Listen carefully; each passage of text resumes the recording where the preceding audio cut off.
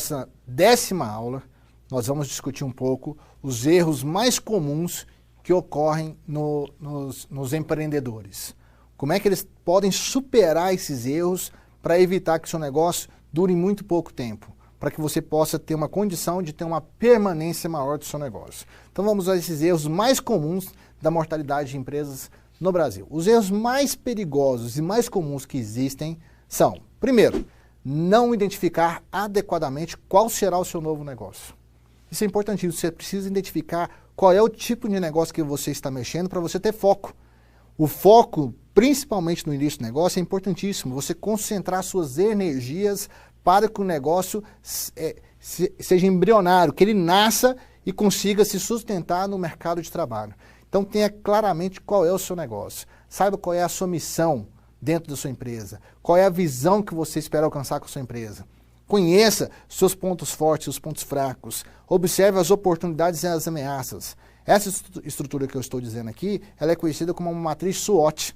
A matriz SWOT, ela faz isso. Ela identifica oportunidades, ameaças, pontos fortes e pontos fracos. Conheça o negócio, o seu produto, qual é o diferencial do seu produto dentro do mercado para que você consiga divulgar isso de forma mais efetiva. Segundo, não reconhecer o tipo de cliente a ser atendido. Esse é um grande erro de muitos empreendedores. Alguns empreendedores chegam a achar que o cliente que precisa dele, que você está fazendo um favor para o cliente atender o cliente. Esse é um dos maiores erros dos empresários. Os empresários têm que saber que o cliente é muito importante para o negócio. E aqui eu vou colocar um jargão que eu queria discutir com vocês. Uma vez eu li numa revista dizendo que o cliente era a razão de ser de uma empresa. A maioria concorda comigo quando eu falo isso, mas eu queria fazer uma provocação. Eu não vou nem dizer que isso é certo, nem que isso é errado. Na minha opinião, a grande razão de ser de uma empresa, principalmente aquela que visa lucro, é o lucro. Só que é importante dizer que o lucro vem pelo cliente. Eu não acredito que o cliente é a razão de ser da empresa. Imagina o seguinte, dizer que o cliente é rei também não é verdade. Você tem um cliente que vai ficar inadimplente com você, que vai te dar trabalho, que não vai te pagar, que vai te dar calote, eu não quero esse cliente. Eu não acho que esse cliente é rei. O cliente que é rei é aquele que é um bom cliente. É aquele que está satisfeito com seus produtos porque você também fez seu papel de entregar algo com qualidade e é aquele que vai te remunerar por isso. Remunerar bem, de forma coesa, de forma correta. Esse é um bom cliente. Então você tem que estar atento se aquilo que você está oferecendo, você realmente está atendendo o cliente, o seu cliente. Então o cliente nem sempre tem razão, mas se o cliente for bom, sim, esse sim tem razão. Esse você tem que dar uma atenção especial para ele. Outro erro que é muito comum nos empreendedores é não saber escolher a forma de sociedade mais adequada. A forma de sociedade mais adequada é até que ponto os seus sócios ou o seu sócio ele vai interferir no seu processo decisório ou não. Até que ponto ele é só um investidor de dinheiro ou não. Alguns sócios é melhor que ele entre só com dinheiro e, consequentemente, participe da distribuição de lucro. Alguns sócios vale a pena tê-los pela sua competência. Ele é tão bom que é melhor tê-lo como sócio do que como seu concorrente. Por isso você precisa avaliar até que ponto vai a participação dos seus sócios ou não. Eu uma vez participei de uma empresa. Na verdade eu fui chamado para avaliar uma empresa. E quando a gente foi avaliar essa empresa, eu vou contar esse caso que ele é de extrema clareza para isso. 2 amigos se tornaram um sócio. Um entendia bem do negócio, o outro não entendia tão bem do negócio, mas ele entrou com dinheiro. Só que após ele entrar com dinheiro, ele também queria participar da operação do negócio. E nessa loja vendia material de piscina. Vendia piscinas de vinil, de fibra e vendia materiais de piscina. Eu me lembro que nesse dia eu fui avaliar essa empresa para ver o estoque da empresa, para identificar qual é o valor da empresa. E eu pude ter acessos quanto custava os produtos da empresa, por quanto que eles estavam vendendo. No dia que eu estava lá, eu percebi que aquele sócio e investidor que não entendia do negócio, mas queria participar da operação, estava vendendo um produto para um cliente. O cliente, diga-se de passagem, era muito bom de conversa. Muito bom de conversa. Ele era tão bom de conversa que ele conseguiu criar uma condição de negociação favorável a ele e não à empresa. Naquele momento, eu vi que o dono da empresa estava vendendo uma piscina que custava para a empresa R$ 900, mas que era vendido a R$ 1.200. Por final, acreditem, A piscina foi vendida a R$800, menor que o que se paga para o seu fornecedor. Porque o cliente era bom de negociação, mas porque o sócio ele era bom só como investidor, não para fazer a operação da empresa. Nesse caso, é comum a gente ver sociedades que não darão certo. Cada um tem que ficar naquilo que contribui para a empresa. Agora, a bem da verdade, existem sócios que contribuem demais para a empresa e fazem a empresa crescer. Por isso, escolham bem a sua sociedade e as normas e as condições para que essa sociedade funcione muito bem. Porque sociedade, pessoal, dizem que é igual casamento. É muito fácil começar, mas é muito difícil terminar. Por isso que boas regras sustentam a boa sociedade. Um outro ponto é não planejar bem as necessidades financeiras. Geralmente o pessoal começa um negócio e não consegue enxergar a médio e longo prazo os gastos ou os investimentos que a empresa requer. Pensa que montar um negócio é só alugar um ponto, colocar um balcão ali e oferecer seus produtos. É possível que nos primeiros meses a empresa não tenha condições de financiar esse próprio custo que assumiu. Por isso você precisa ter um bom planejamento financeiro para saber até que ponto você consegue sustentar a sua empresa, mesmo não tendo receita suficiente para arcar com isso. Algumas empresas como a Amazon.com planejaram financiamento e prejuízo por 5 anos. Na verdade, se você olhar a história da Amazon.com, ela foi conseguir o seu primeiro lucro após 8 anos de atividade. Isso exigiu da empresa um planejamento financeiro muito consolidado, muito sólido, para sustentar esse período de empresa sem retorno, até começar a oferir seus lucros. Hoje é uma das empresas mais lucrativas do mundo, mas porque soube planejar adequadamente as suas finanças no decorrer da sua história. Outra questão importante, que é comum esse erro acontecer nas empresas, é errar na escolha do local do negócio. Alguns tipos de empresas, de negócios, são muito sensíveis a onde eles são localizados.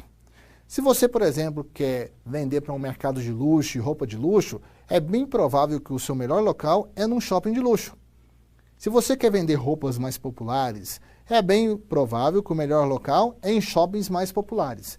Escolher o local identifica com seu público para entender onde ele pode acessar seus produtos e serviços da melhor forma possível. Há muito tempo atrás, locais bons eram locais onde tinha muito fluxo de movimento. Essa regra não é necessariamente válida hoje, ainda existe, mas hoje local bom é aquele que é mais fácil para o cliente ter acesso à sua loja, a seus produtos ou aos seus serviços. Estacionamento conta muito. Eu, a bem da verdade, até prefiro ir em lugares que tem pouco movimento hoje, mas que tem a conveniência de um estacionamento ou de um lugar bem fácil de se chegar para eu poder realizar minhas compras. Então, presta atenção, a localização também é fundamental e muitas empresas têm errado na escolha da sua localização para ofertar seus produtos e serviços. Outro erro comum que nós vemos muito é não saber administrar bem as operações de negócio.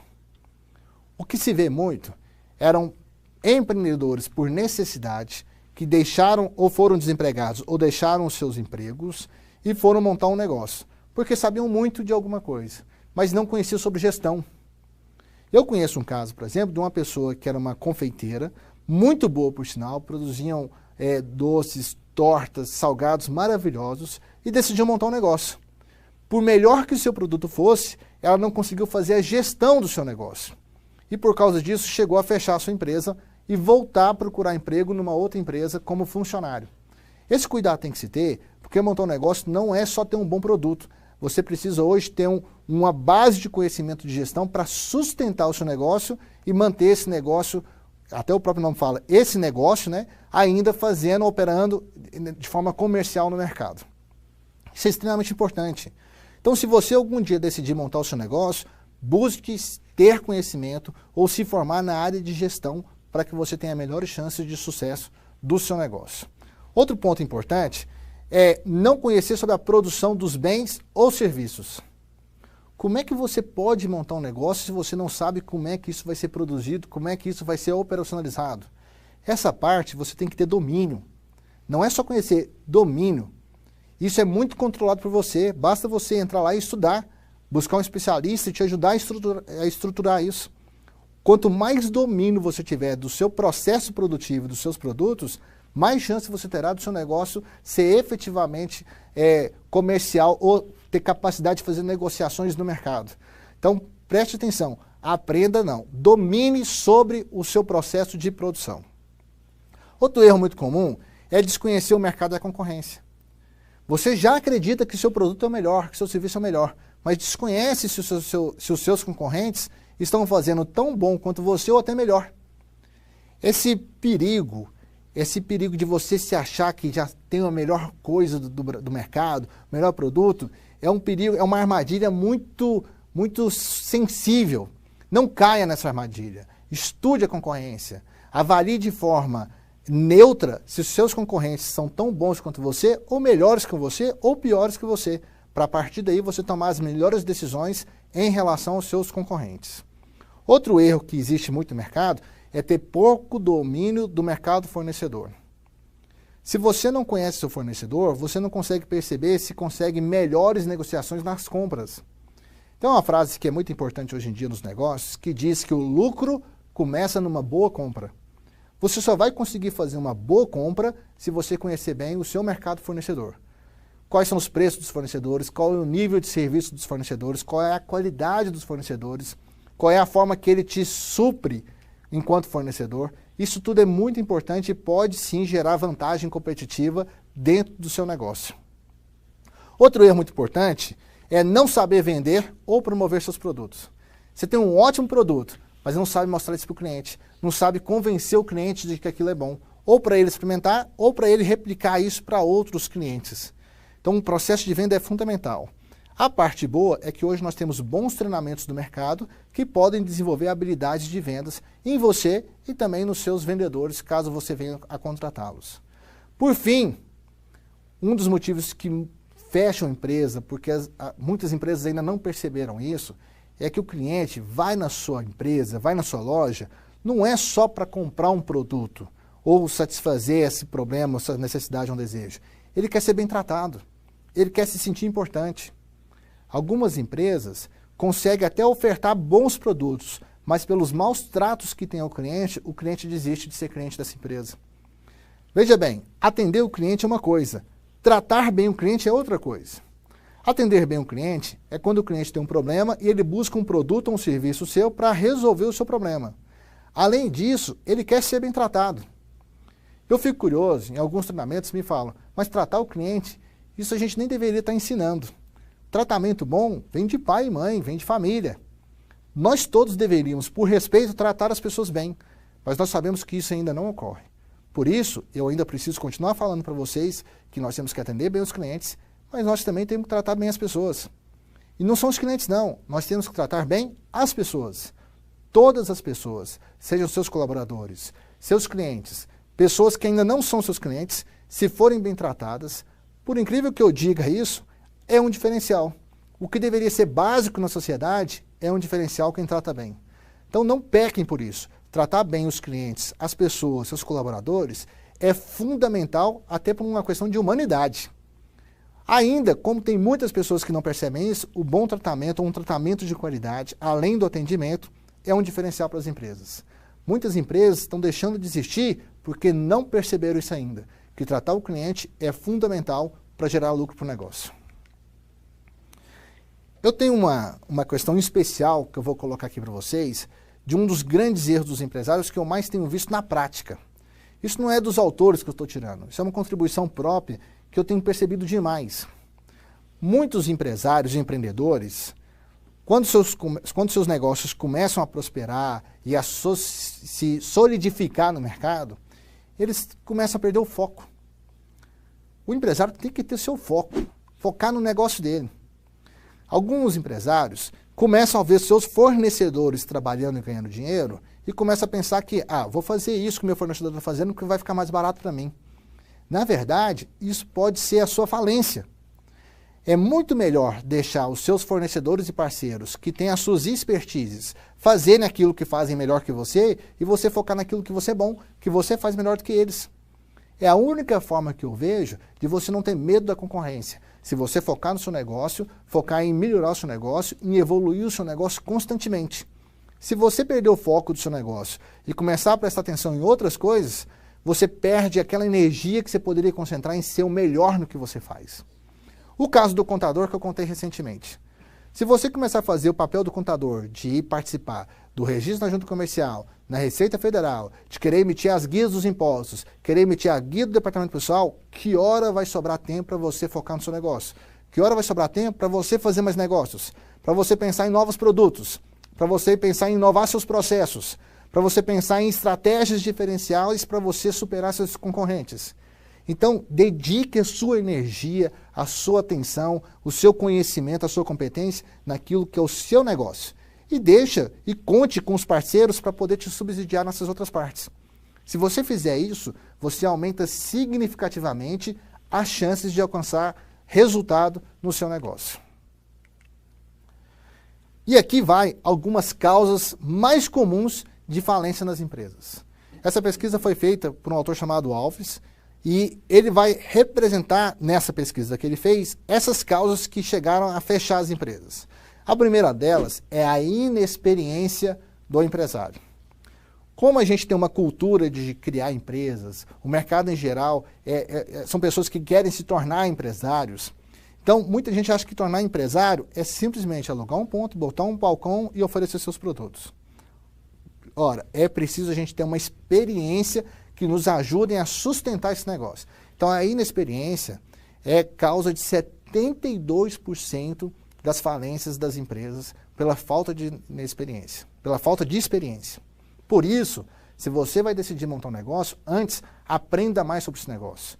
Se envolva mais nesse negócio para gerar um background, um reforço da sua experiência para te ajudar a não entrar nessa estatística de falência das empresas.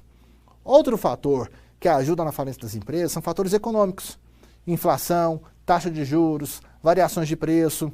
Algumas empresas não se preparam para isso e acabam sofrendo o impacto disso. Eu conheci uma época, que a gente chamou a época do apagão, onde o governo começou a regulamentar o uso de energia, muitas empresas não estavam preparadas para isso e acabaram fechando. Fábricas pequenas de picolé e sorvete, que viviam da energia dos freezers, acabavam sofrendo com esse tipo de ação do governo. Então fique atento que 20% das empresas fecham por causa disso. A terceira causa de mais falências das empresas são vendas insuficientes. Cerca de 11% das empresas fecham ou geram falência porque não conseguem fazer um volume de venda suficiente para bancar os seus custos. Vocês acreditam que tem empresas, por exemplo, que não vendem seus produtos porque não fez o planejamento do estoque dos seus produtos bem feito? É comum você chegar numa empresa, querendo comprar um produto dessa empresa, e ela virar para você e dizer, meu produto acabou, eu não tenho estoques para te oferecer. Uma empresa que chega nesse nível de falha para atender o seu cliente, perceba que o cliente, a partir do momento que ele tem um desejo, uma necessidade, se ele não encontrar isso na sua empresa, ele vai procurar o seu concorrente. Então, aquele concorrente que tiver o produto ou serviço para entregar para o seu cliente, tem mais chance de ser competitivo no mercado e menos chance de deixar de existir. Então, muitas empresas precisam planejar bem, precisam aprender a planejar bem os seus estoques para, na hora que for ofertar esses seus produtos, terem uma quantidade suficiente para atendê-los. Então, pense, o planejamento das vendas é fundamental para evitar que sua empresa entre no fracasso e deixe de existir. Outra causa importante de falência das empresas são despesas excessivas. A gente tem uma dificuldade muito grande de pensar a médio e longo prazo. O fato de fazer uma venda alta e entrar um dinheiro no caixa hoje, não quer dizer que aquele dinheiro está no caixa e eu posso gastar como quiser. É preciso fazer um planejamento dos seus gastos, das suas despesas. A receita que entra pode ser que não cubra uma despesa de hoje, um gasto de hoje, mas pode ser que eu precise dela para pagar uma despesa que ocorre no futuro. Por isso, fazer um bom planejamento financeiro, um bom fluxo de caixa, que é a previsão das entradas de caixa e saída de caixa, é fundamental. 8% das empresas fecham por causa desse mau fluxo, do mau planejamento dessas despesas financeiras. Em alguns casos, a empresa gasta demais, mais do que consegue arrecadar, também porque não fez um bom planejamento financeiro. O grande segredo hoje dos gastos de uma empresa não é gastar muito e nem gastar pouco, é gastar bem. Gastar bem significa que a cada dinheiro que você está gastando, está contribuindo para vir mais dinheiro para a empresa, de tal forma que cubra esses gastos e ainda sobra para contribuir para o lucro. Pense nisso, gastar bem não é gastar pouco nem gastar muito. Gastar bem é a quantidade que a empresa precisa para ser competitiva no mercado. O último item que geram causas, na verdade, é um item diversificado. Outras causas geram cerca de 3% do fechamento das empresas. Esses itens ocorrem por negligência, por capital em ativos insuficientes, por clientes insatisfeitos por fraude, por mentiras, por uma série de fatores que a empresa peca para oferecer esse produto para o mercado. Então, esses dados de falência da empresa, nós temos que tomar muito cuidado. O empresário, o empreendedor, ele não pode cometer alguns erros que hoje já são conhecidos por nós. Você tem que pensar em trabalhar de uma forma muito estruturada, consolidada e preparada. No início das nossas aulas, eu falei que um dos maiores erros do empreendedor não é a nossa capacidade de ser empreendedor, não é a nossa vontade de ser empreendedor, é o nosso preparo. Nós temos que manter essa vontade de ser empreendedor, de ser o nosso próprio chefe, ser o nosso próprio patrão, mas com preparo. Porque senão aquilo que se torna um sonho pode se tornar um verdadeiro pesadelo para você enquanto empreendedor. Até a próxima aula.